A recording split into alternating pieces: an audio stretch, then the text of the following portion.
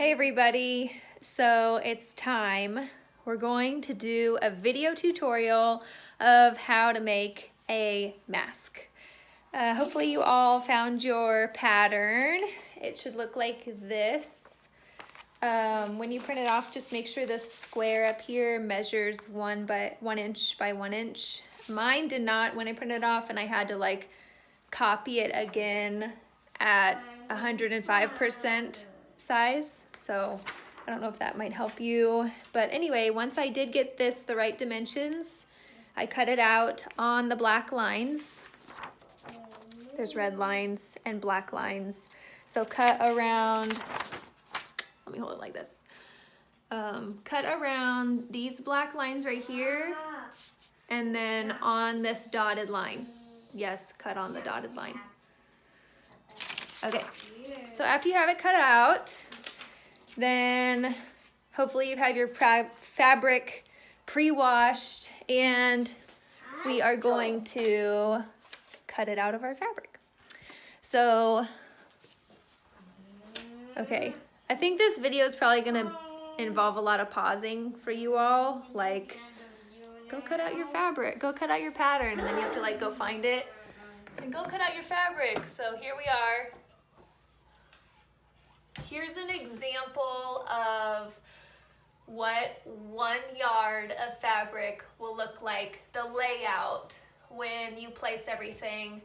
This is the layout that will give you the most masks. Like if you start cutting them in a different way than this, or maybe you have found a more efficient way, that's great. This is the most efficient way I've found to use the fabric. Here is about 1 yard, and I can fit 6 masks, and then all of this space will be your straps that we'll cut out. This is right off the bolt, which when you buy fabric off the bolt, it's folded over already. So make sure when you cut out, it's just more efficient to have it folded over.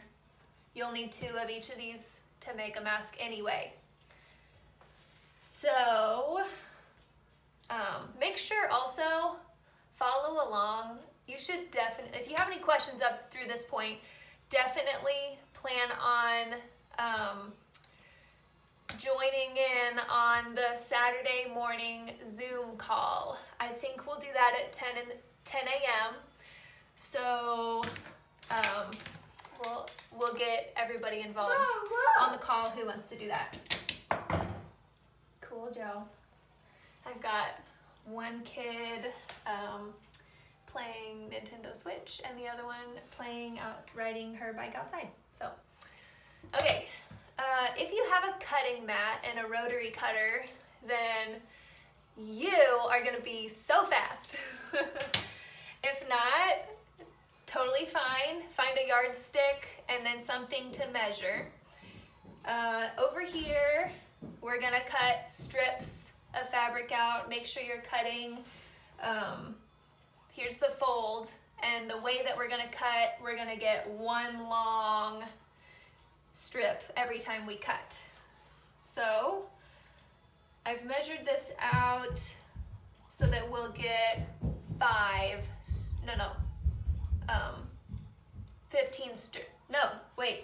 10 strips. Is that right? Yes. We're gonna get 10 strips here, 1.5 inches wide, each of them. Because each one of these masks is gonna take just under 2 strips to make it. Also, okay, mine is 22.5 inches wide, which means it's 45 for, yes. When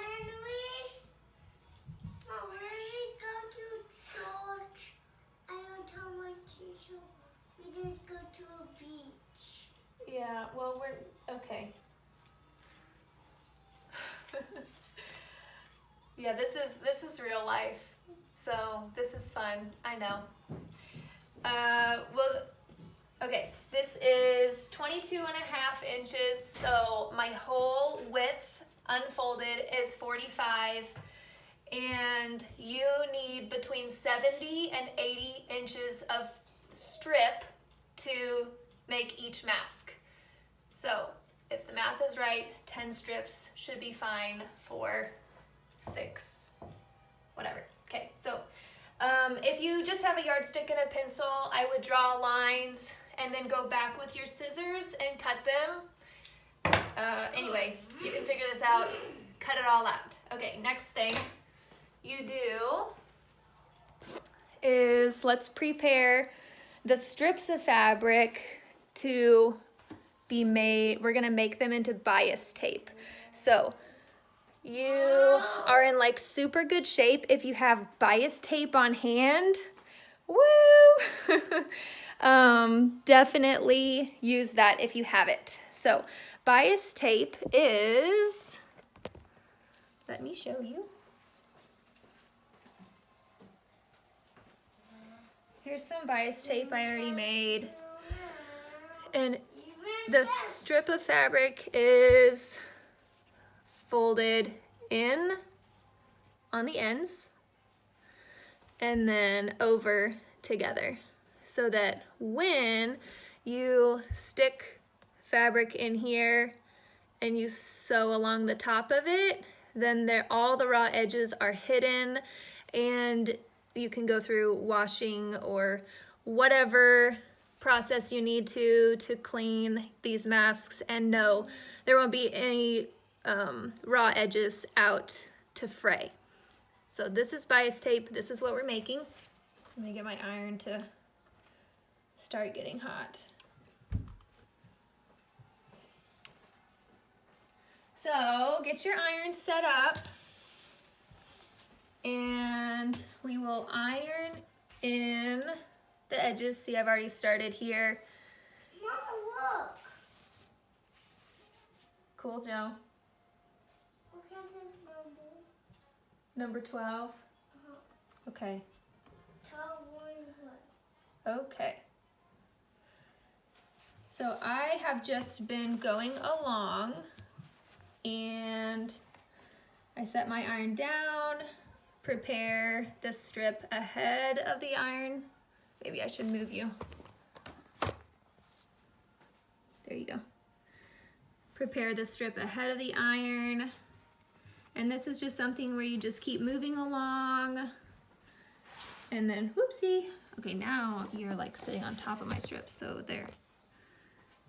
Okay, moving right along. I've got kind of a clump of strip over here. There we go. And then, oh, I forgot the sewing part. Okay. Let's pause this. Let's pause that. I set up all these stations here. Okay, anyway. You'll take your strips. Hopefully this all makes sense in the end, guys. I'm just trying to roll with it here. You'll take all your strips, which are separate, and I sewed all mine together in one long strip. And that way when I'm going, I can just use what I need to, chop it off, do the next one, and it's kind of like a guess on how much each mask is gonna take. And that way there's not all these little pieces of clipped off end that, oh, I didn't actually need that much for this mask, you know. So here's how we're gonna sew our bias strips together. You'll have one strip perpendicular to the other. We'll overlap them. And you're going to sew, how do I do this? Holy strip. You're going to sew from corner to corner. Don't go from this corner to the inside. That won't work. We want to sew across from this corner to this corner because when you unfold it, then you'll have a seam going diagonal like this. So if you have a fabric that has a front and a back obviously put the front sides together when you're matching these up, and then just sew from corner to corner. So here we go. When I did my big long strip over there, then I just did one continuous seam.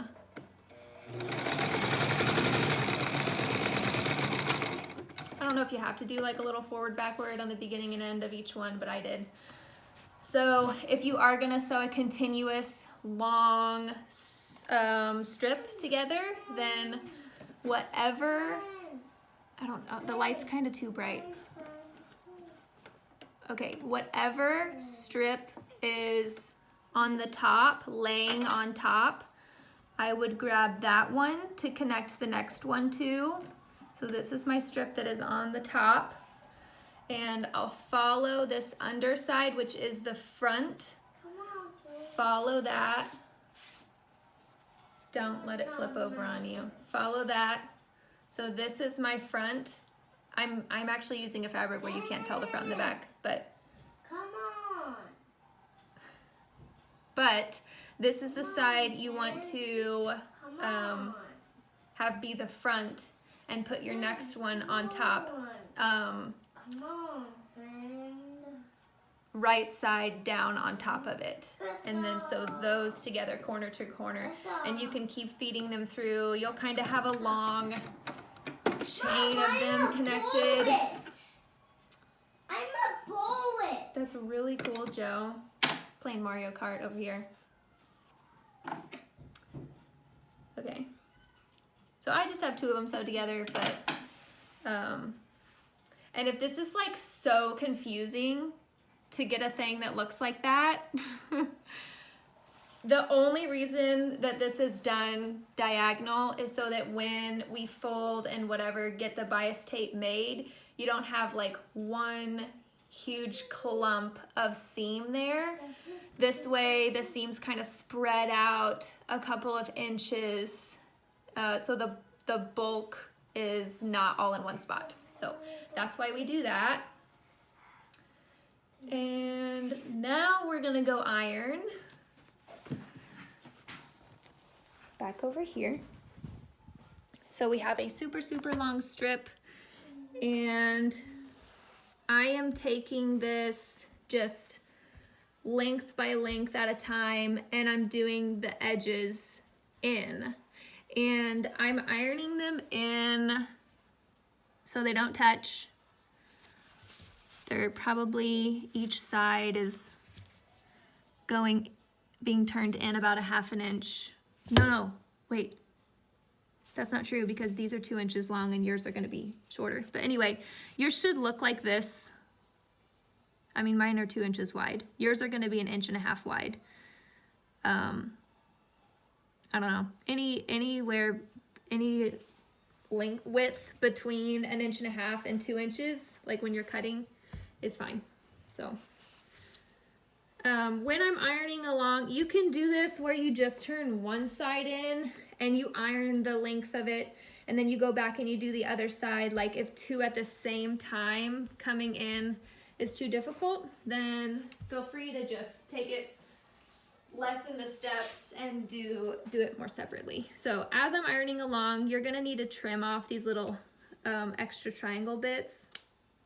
So there. And just keep ironing. And a cool thing I have, they do make bias tape makers, and it's just like a tool that you feed the fabric through and it folds it all for you, and you just pretty much hold your iron there and keep pulling the fabric through and it irons it for you. So those are really cool. I actually printed, I found this, template where you make your own one of those things. Here's mine. You can see I've used it a lot. This is where you hold your iron for a while. But your fabric goes in here, feeds along, and it's folded on its own. This one happens to be made for 1.5 inch wide strips of fabric. And since mine are 2 inches wide, mine don't fit through that one. So next time around though, when I make my next round of masks, I'm gonna make the strips 1.5 inches wide, which is why I told you all to do that, because I think it's better. And then it'll fit through my bias tape maker and I won't have to do this thing. Although it really moves along pretty fast, so.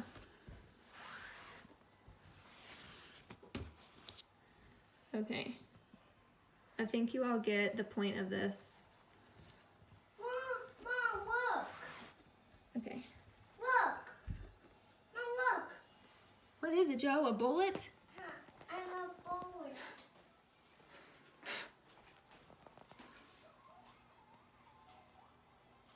Joey. Joey, get a tissue over there. Dude. Boys. Okay. All right. We've got bias tape. We've got our masks cut out. I happen to be using fabric that uses 3 layers. It needs 3 layers to not see light through.